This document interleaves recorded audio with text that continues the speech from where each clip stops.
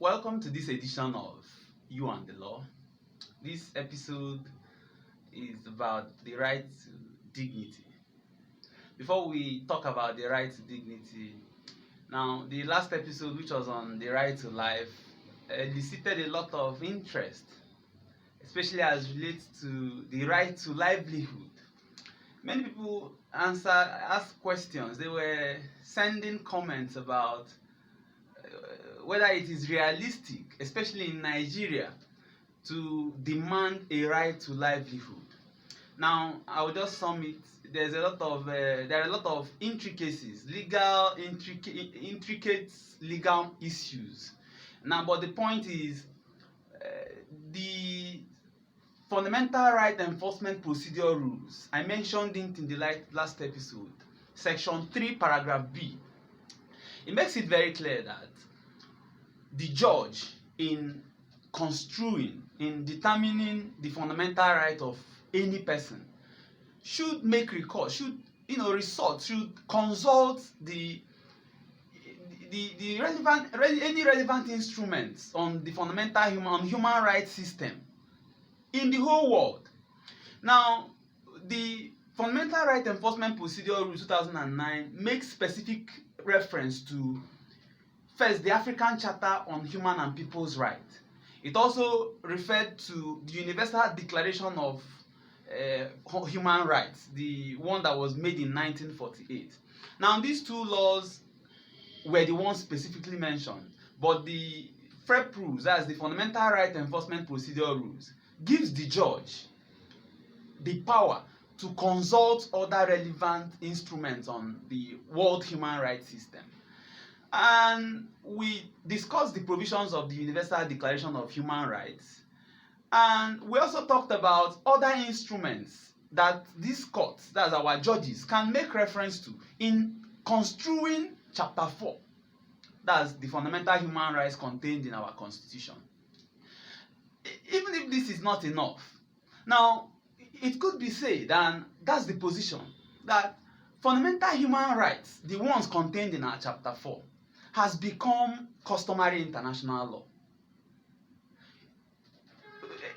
We will not go into the intricate legal conceptions of what customary international law is, but one of the major yardstick of determining whether any common practice, a practice or a standard has become customary international law is whether it has been adopted by many states, many countries.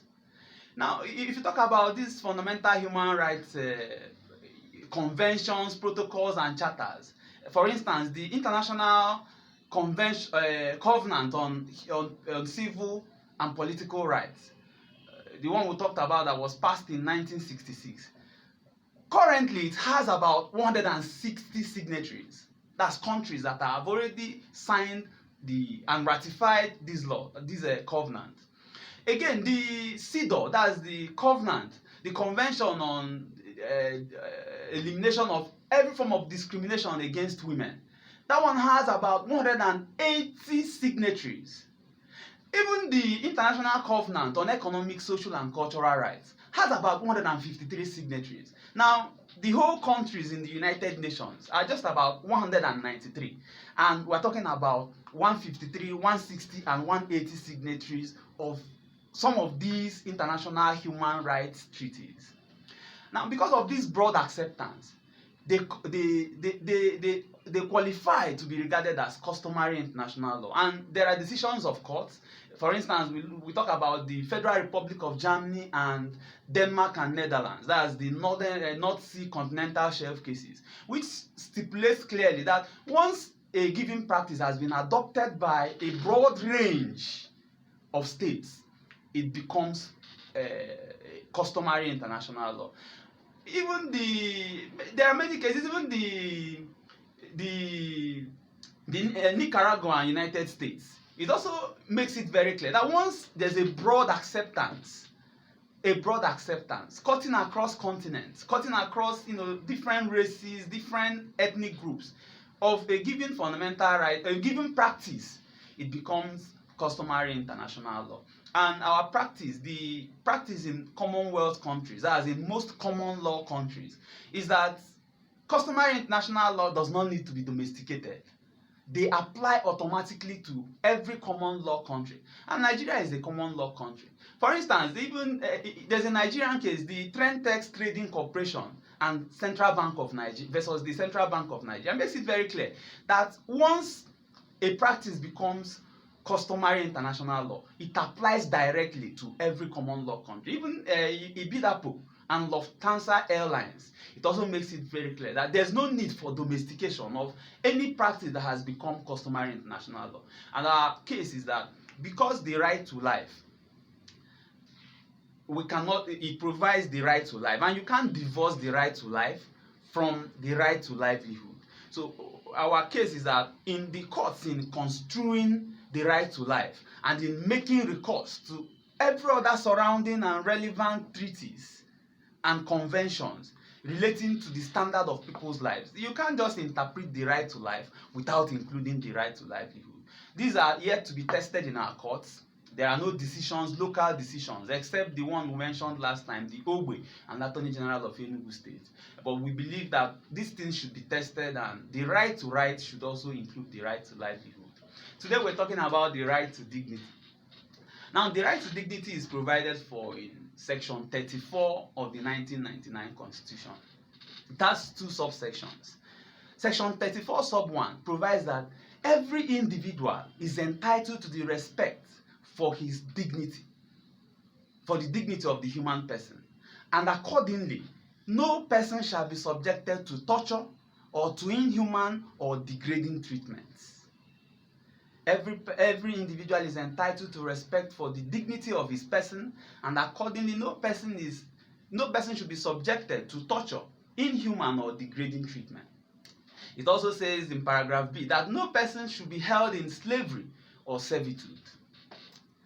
We'll take it one after the other. Now, in Chief Nduka Ahuronye and versus His Royal Highness S.E. Ikonne, the Court of Appeal defined some of these terms. For instance, the Court of Appeal defined torture to include both mental harassment and physical assault. It also defined degrading treatment to include any form of action that tends to bring a person into disrepute, a public obloquy, like make a person look less in the eye of the public than the person actually is. It also defined the inhuman treatment to include any treatment, any action that is devoid of feeling for human suffering. Now, this includes a lot of things, and we talk about torture. We all know how it's very, very widespread. The law enforcement agencies torture people a lot to, get information relating to crimes. And now this section proscribes, it prohibits torture completely. One thing we have to notice about this provision is that it has no exception. Section 34 sub 1 is an absolute right. The right to dignity has no exception. Nobody, under no circumstance, can be subjected to torture or to inhuman or to degrading treatment. There's no explanation that will justify torture. There's no explanation that will justify inhuman or degrading treatment. This right is also provided for in Article 5 of the African Charter on Human and People's Rights. And the African Charter even extends the provision to include inhuman and degrading treatment and punishments. Now, we've talked about torture. Many times police engage in torture a lot, but of course we've seen it is against the law. There are some philosophical issues that arise here. The most popular one of them is the ticking time bomb scenario. For instance, where a terrorist has been arrested and, for instance, there's a bomb hidden somewhere which will kill thousands of people if not found.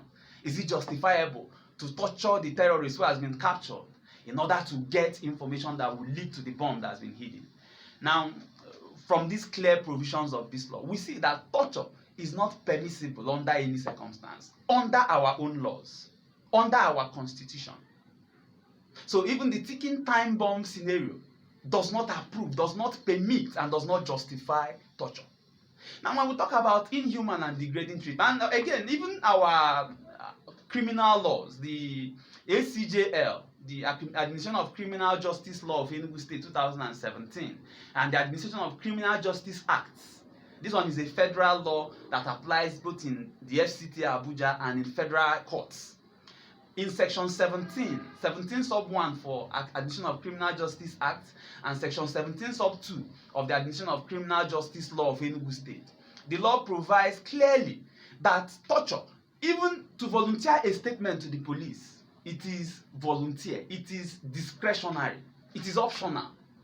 There's no obligation to give the police statement when you are arrested for any crime.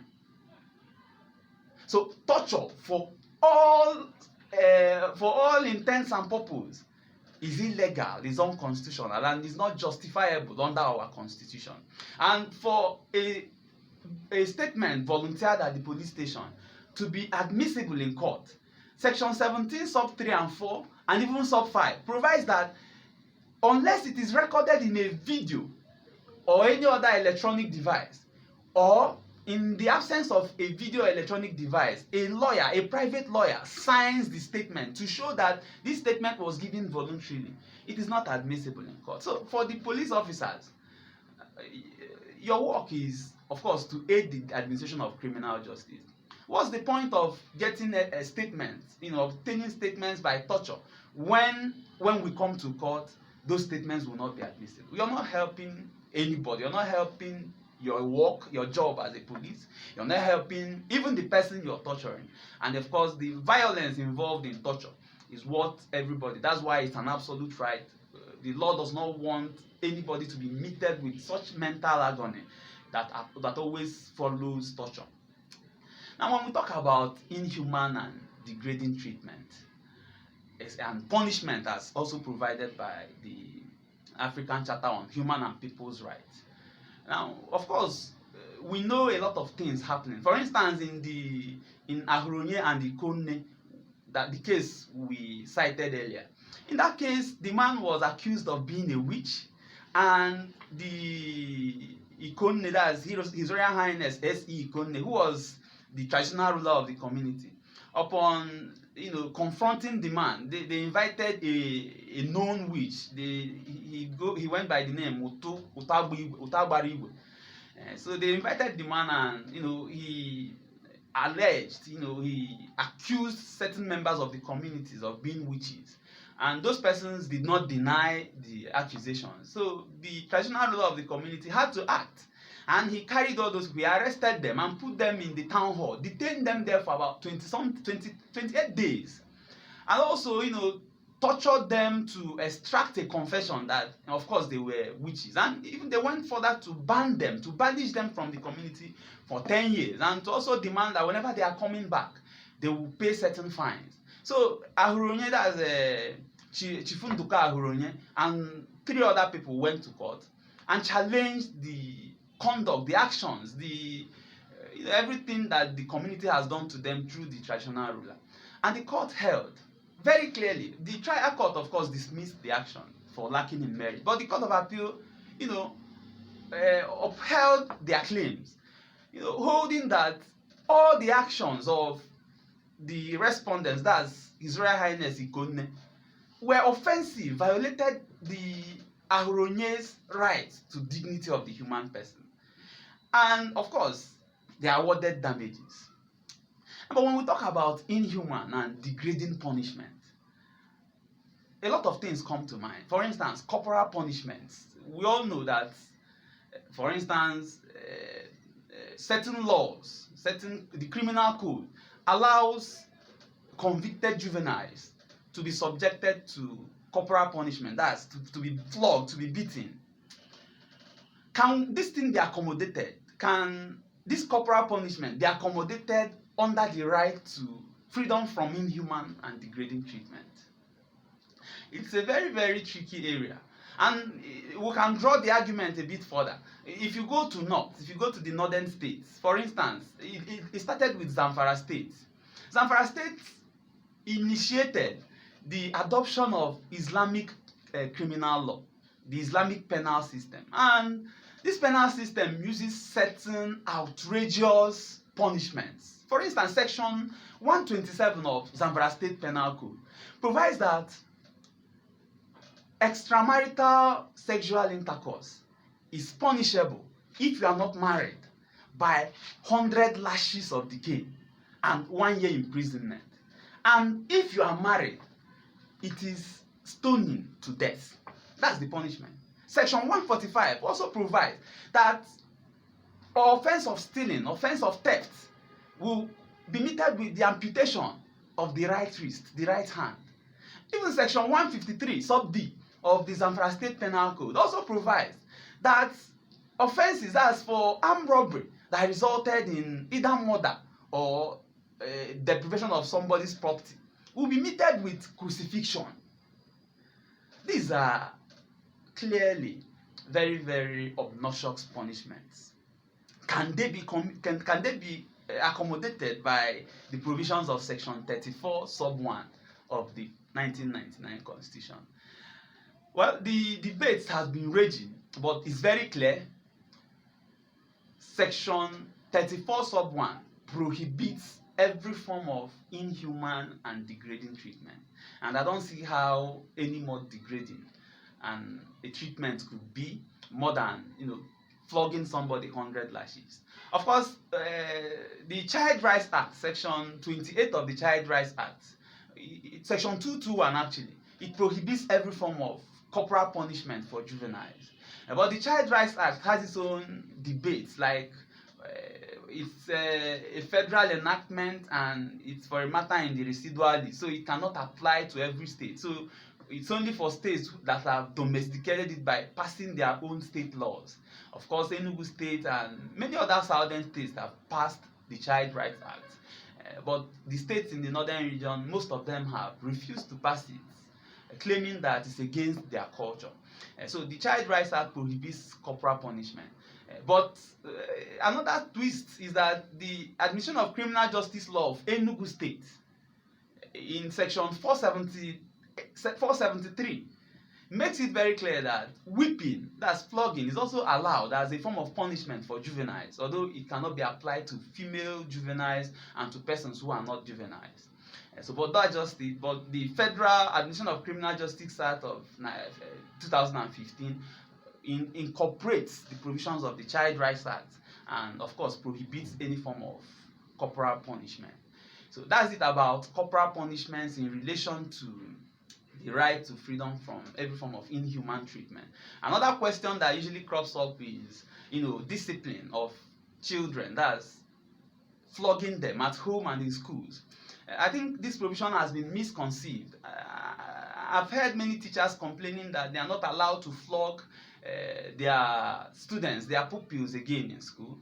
But by the clear provisions of the Child Rights Act, it does not exclude discipline of children. And even the thought of battery, the thought of assault, makes an exception for discipline by parents and by teachers and by guardians. And of course, even section 195 of the Criminal Code makes it very clear that it makes an exception that it is not a crime for a parent or a teacher, a guardian, to discipline a child as long as the discipline is reasonable in the circumstances of the case. Now that's it about the subsection 1. Subsection 1, that's section 34 sub 1 paragraph A, which says that no person shall be subjected to torture or to inhuman or degrading treatment. The paragraph B of section 34 sub 1 talks about no person shall be held in slavery or servitude. Slavery has been abrogated. Even by customary international law, it's already accepted as it's just a relic of the past. It cannot be resurrected again. So customary international law accepts that slavery is already a crime and it's not applicable in our society as of the moment. And again, even slavery, in every facet, in every form, there's a law even in Enugu State and most eastern states prohibiting the Osu caste system.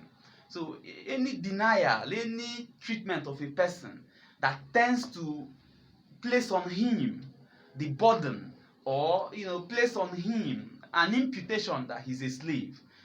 Of course, this provision will operate. Anybody who has suffered any of such kind of treatment can claim reliefs under this section. Nobody can be held in slavery. Now, but the tricky part is servitude.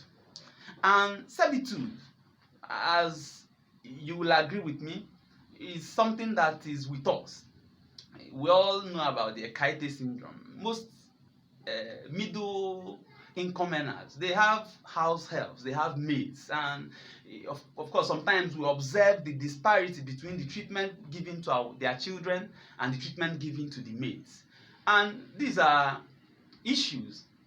Can a person take on a maid or a house help and decide to give the person a different treatment? Will it constitute servitude, holding a person in servitude?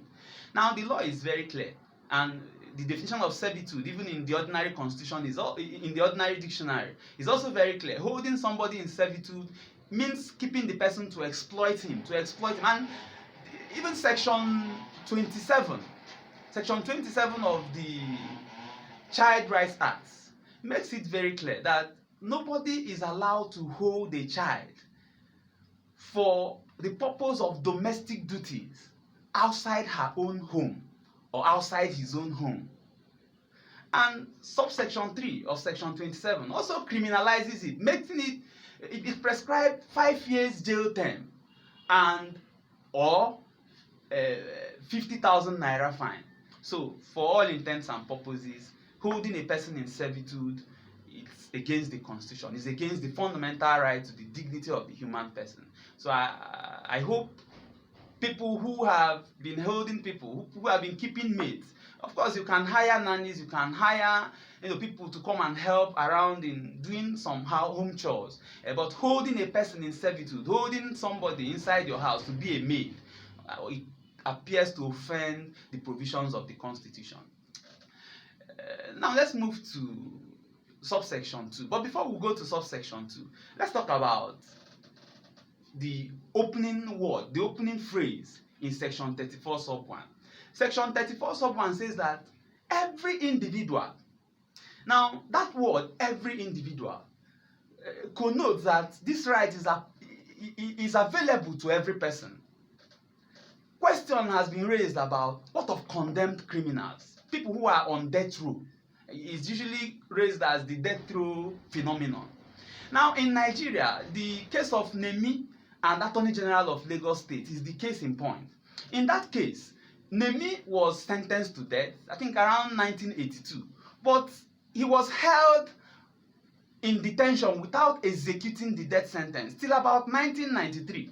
And he now went to the High Court to complain that holding him in detention has increased his mental agony, has increased the day of doom. Like, if you have sentenced me to death, why not execute it? So the High Court, of course, dismissed his claims as lacking in merit. But at the Court of Appeal, sent the case back for retrial. And in sending it back for retrial, held very clearly that a person who has been sentenced to death, a death row prisoner, is entitled to the protection of his fundamental right. Because the Attorney General of Enugu State, of Lagos State, argued that somebody who has been sentenced to death cannot claim any right, that his good as being dead, and cannot claim any right of living persons. So, but the Court of Appeal, discountenance such arguments and held that a condemned prisoner has a right to the protection of the dignity of his human person. And in coming to this conclusion, the court traced the history of this death row phenomenon. The court traced the history in Jamaica, beginning from the case of Abbott and Attorney General of Trinidad and Tobago, right to the case of Riley and Attorney General of Jamaica, and to the case of Bell and Director of Public Prosecutions of Jamaica, but now came down heavily on the case of Pratt and Attorney General of Jamaica. And in that case, the court held, it was Lord Griffith of the Judicial Council of the Privy Council, the Judicial Committee of the Privy Council, who held very clearly that a person who has been condemned, the condemned prisoner, is entitled to the protection of his right. That the extended period when his sentence is not executed operated to to cause him a lot of mental agony, which is not permissible and justifiable under the law. Let's move over to subsection 2. Subsection 2 talks about forced and compulsory labor. Is it ever permissible to force anybody to carry out any form of labor or service? Now, the subsection 2, paragraph A to E provides exceptions. For instance, where the labor is required pursuant to the sentence of a court. Now, that labor will be deemed not to be a forced or compulsory labor. Again, where the labor is required of members of the armed forces and the police pursuant to their duties as such.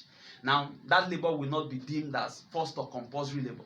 Also, where the labor is required in times of calamity and a serious threat to the well-being of the community, that labor also will not be regarded as forced or compulsory labor.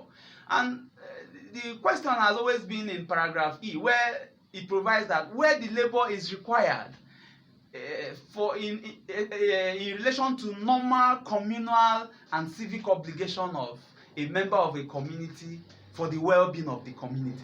Now, can it be regarded as forced labor? That's where we have a lot of cases, and that's where we have a lot of issues. For instance, in our communities, especially local communities, we hear about days when the community leaders decide that every person in the community will come out for clearing village squares, clearing roads, and a lot of other things. And we also, in our areas, we hear a lot about development fees, where communities impose development levies, and of course sometimes they also tax themselves to achieve certain developmental projects. The question is, are these things permissible under the law? Now, the law is that, for instance, in the case of Okoro Afomkpa and Chief Jacob Nkume, the court made it very clear that only the established parliament, that's the constitutionally established lawmaking body. For instance, in Enugu State, we have the House of Assembly, and for the nation, we have the National Assembly. Those are the only persons who have taxing power. They are the only persons who can create any form of levies, any form of financial or pecuniary obligations for persons. That time has gone from the past when the enthusiasm of the moment, the pressure, that's the popular pressure, the pressure from the popular opinion will warrant that a person goes out of his way to contribute or to participate in a project that he does not believe in. In that Nkume, Okoro Afomkpa, he was a Jehovah's Witness, and the community wanted, I think it was a health center they were building, and Chief Jacob Nkume was the traditional ruler of the community. He imposed, I think, 20 naira, that every person in the community must pay 20 naira for the construction, that's for the development project. Now, Nkume, he opposed it. He said he didn't want to pay. And of course, the community taxed him and, of course, levied execution on certain of his property. And he went to court.